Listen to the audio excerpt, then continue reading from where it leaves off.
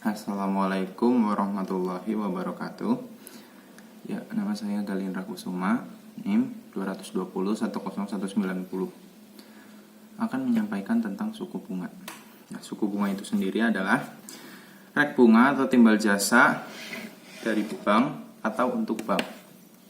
Artinya pengertian bunga bank itu ada berdasarkan bunga simpanan dan bunga pinjaman. Bunga simpanan yaitu bunga yang diberikan kepada rangsangan atau balasan jasa bagi nasabah yang menyimpan uangnya di bank. Sedangkan bunga pinjaman yaitu bunga yang diberikan kepada para peminjam atau harga yang harus dibayar oleh nasabah peminjam kepada bank. Sebagai contohnya, bunga simpanan dan bunga pinjaman, misal ada masyarakat yang kelebihan dana, itu dibeli oleh lembaga keuangan atau bank. Selanjutnya, uang itu dijual oleh bank ke masyarakat yang kekurangan dana. Masyarakat yang kekurangan dana selanjutnya membayar kepada bank dengan nama pinjaman atau kredit. Dan lembaga keuangan bank membayar kepada masyarakat yang kelebihan dana dalam bentuk giro, tabungan, atau deposito. Selanjutnya, faktor yang mempengaruhi suku bunga bank. Satu, ada kebutuhan dana. Apabila bank kekurangan dana dan permohonan pinjaman meningkat, maka yang dilakukan bank untuk memenuhi kebutuhan tersebut adalah meningkatkan suku bunga pinjaman. 2, persaingan. Persaingan disesuaikan dengan kondisi rate bunga pada bank kompetitor. 3, kebijakan pemerintah. Bunga simpanan dan bunga pinjaman tidak boleh melebihi bunga yang ditetapkan oleh pemerintah. Yang keempat, target laba yang diinginkan. Sesuai target yang diinginkan. Jika target besar, maka bunga pinjaman ikut besar. Yang 5, jangka waktu. Semakin panjang jangka waktu pinjaman, maka akan semakin tinggi bunganya. Demikian pula sebaliknya. Yang ke-6, kualitas jaminan.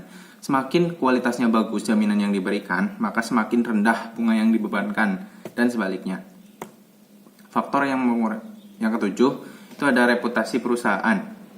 Bonafiditas suatu perusahaan atau keuntungan suatu perusahaan akan memperoleh kredit yang menentukan tingkat suku bunga yang akan dibebankan nantinya.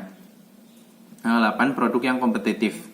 Produk yang kompetitif itu produk yang akan dibiayai laku di pasaran. Yang 9, hubungan baik special rate.